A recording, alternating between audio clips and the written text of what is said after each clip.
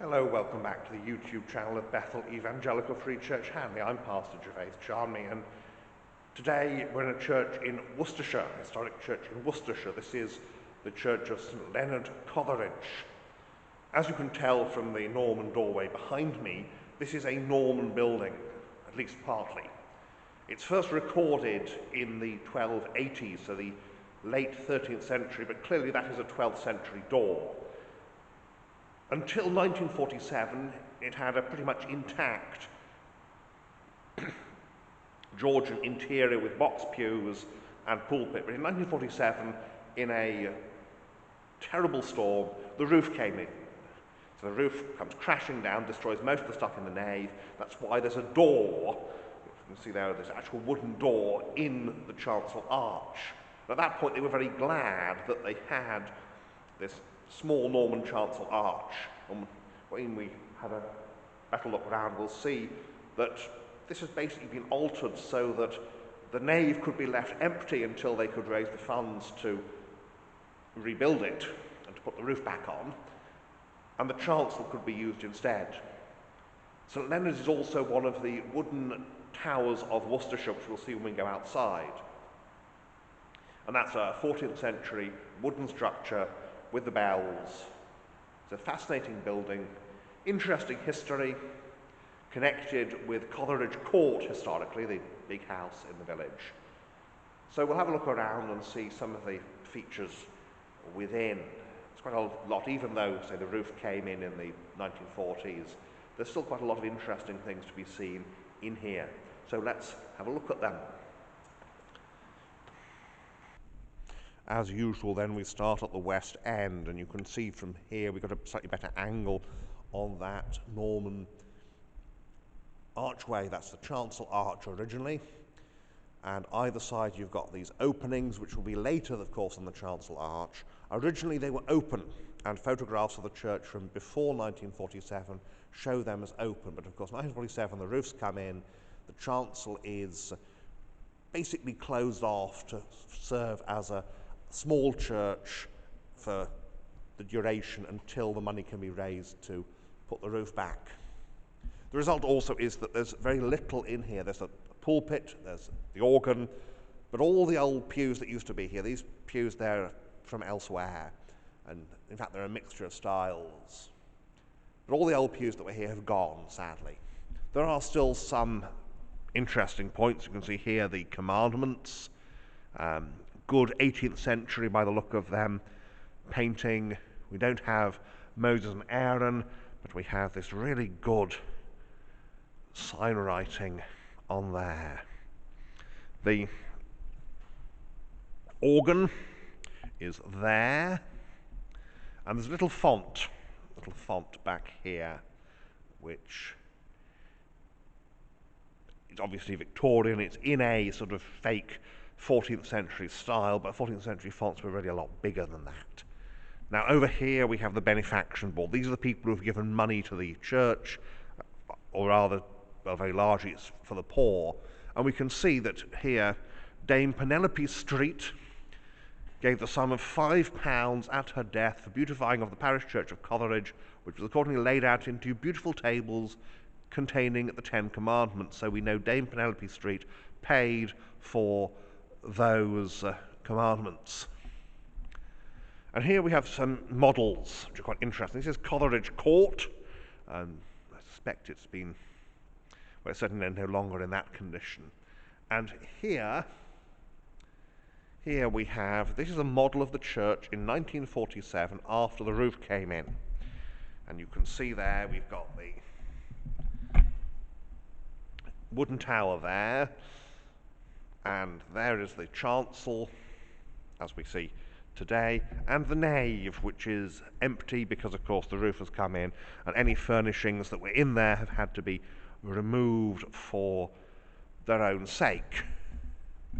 Nice wooden organ pipes there. You can see this is the actual pipes behind the pipes we see at the front, and most organs are decorative. They're not actual organ pipes. They hide and conceal the real pipes. The pulpit is original to this church. It's 17th century. The organ is what they call a positive organ, and it's built by the Positive Organ Company of London. And it's one of their larger organs. You often see positive organs in churches, and usually they're smaller than this one. So this is a big positive organ. The Positive Organ Company was a company that specialised in making small, relatively small organs for churches. This was not originally in this church. Of course, when the roof came in, lots of things were damaged, but it was made. Originally, it's made around 1900, they say, and it was bought for the Abbey School Chapel in Malvern. And in 1981, it then went to Knightwick, which was closed, and then when Knightwick closed in 2004, it came here. And it's often the way these organs move around, but this pulpit is original to this church, 17th century. It's not a tester. It's the kind of thing that you expect the old Puritans would have used. And again, you see here the leaded windows. That's quite well done in terms of making the chancel weatherproof so it could be used for services during the period when the roof was missing. The window here is 14th century. Nice tracery. There's an original Norman window here, so we can see this, yes, this nave is Norman because it's got this typically Norman window with its deep, deep inside splay, but very, very small on the outside. Now that window, I think, opens into the tower, which is probably why it's actually been preserved. Communion table there. You can see the pulpit there with its, well, in fact, the location of those candle holders suggests it may have not originally have been that way round, but it may have been. And through the doors, there's a little bit of weathering here, of course. And in here we have the most intact part of the building. This is the bit where the roof didn't fall in. We've got some nice medieval floor tiles and a nice set of 17th century communion rails, a bit of panelling, and we have surviving box pews. This is not a very big space, but the village is not very big either. Windows are by Frederick Preedy, local Victorian Gothic architect and stained glass worker and designer. And we have here a memorial to James Wallace Gabriel, Captain Royal Navy, Knight of the Guelphic Order of Hanover, because of course Hanover is Hanoverians. Died August the 8th, 1849, aged 66. Also Anna Maria, wife of the above, who died the 23rd of December, 1864. Heaviness may endure for a night, but joy cometh in the morning.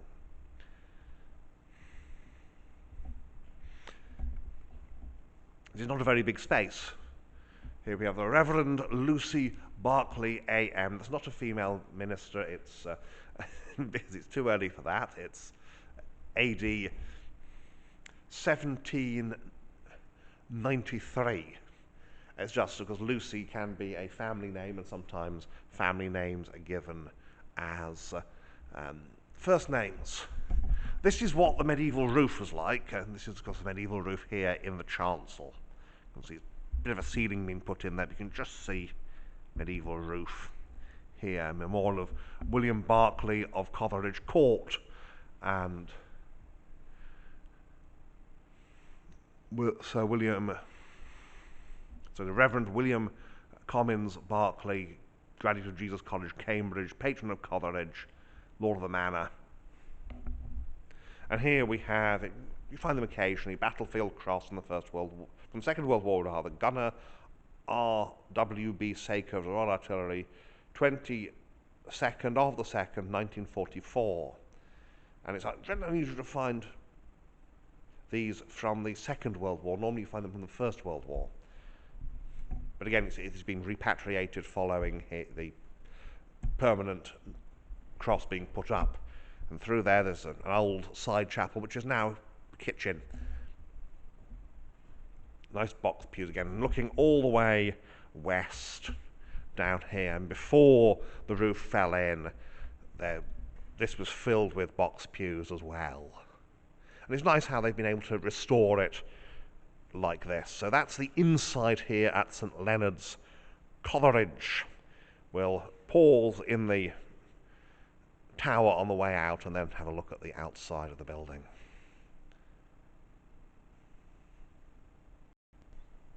So here we are inside the wooden tower. You can see here the bracing, the underside of the wooden deck, that hole there, that hatch rather covered. That's of course is where the bells go up and down when they need maintenance, or you need to install a new bell or something. This is 14th century timber, still in very, very good nick. A window here. Originally, of course, there would have been no glass in it because certainly this sort of part of the world you didn't have glass there. Nice big open door. So this is the ding ding summoning bell. Maybe the only bell there is, but I don't think it is. And we go outside into the graveyard, into the churchyard. So let's pause here before talking about the outside.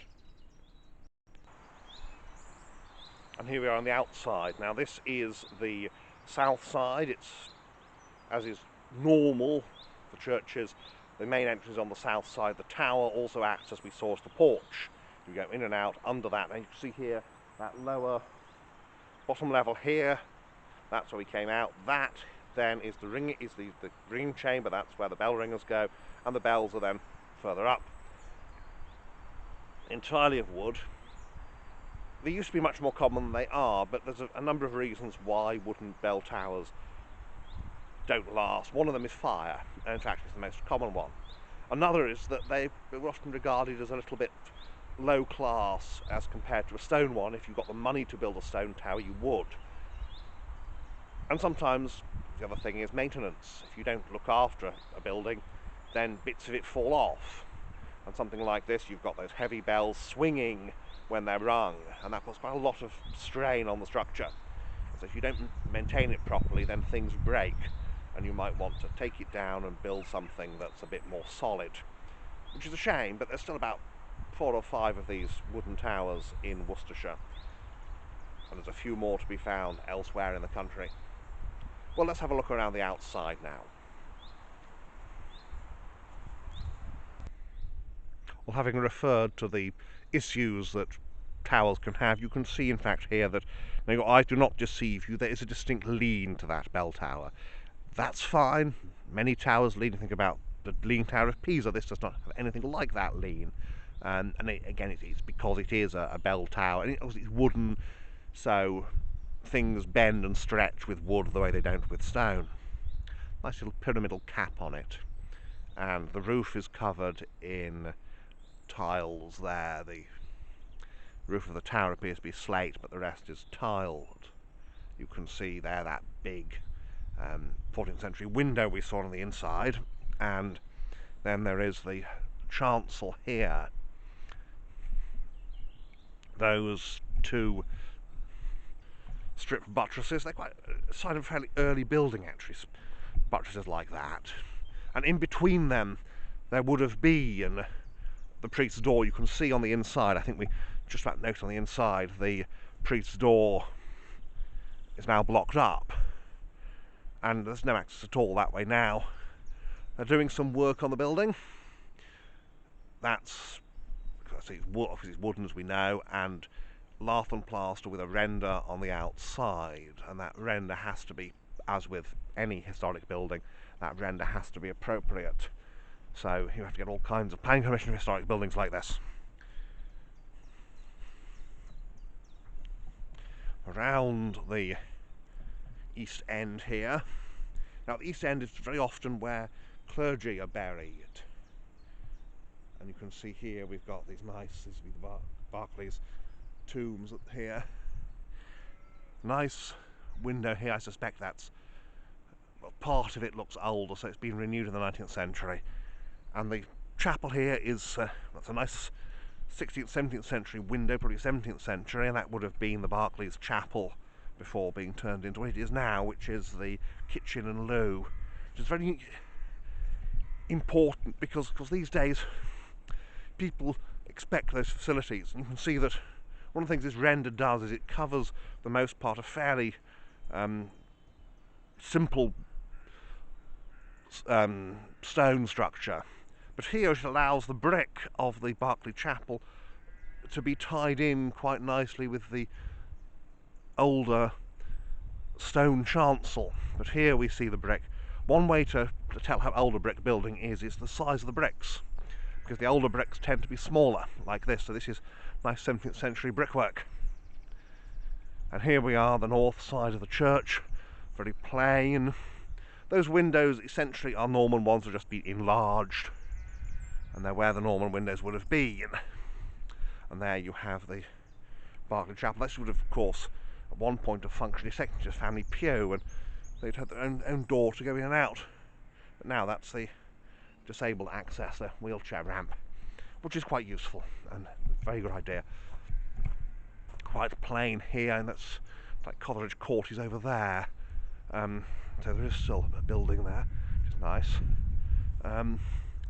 Big buttress here says, we need to keep this building from falling over. Because, I mean, those are strip buttresses, they're very old. So, it's a very, very old nave there, held up. Again, these corner buttresses appear of brick. The other ones there are stone. As we back up this way, we see the West End. It's three windows, very simple, very plain building, beautiful structure. And so there we have it, St Leonard's, Cotheridge. It's a very lovely building. It's a shame that the nave interior was basically destroyed when the roof fell in 1947. And it wasn't lack of maintenance, it was that there was a severe storm that caught the roof in the wrong place and crashed down it came. But we've seen how much they've managed to keep and how they've managed to restore the interior so that it still reflects the simplicity of this building historically. And of course that wonderful tower. I mean, how can you not like that tower with all of its history, that beautiful woodwork? Well, thank you for watching. I hope you enjoyed the video. I've enjoyed coming out here on this bank holiday Monday now to look at this little church. So thank you for watching, and may God bless you and keep you until next time.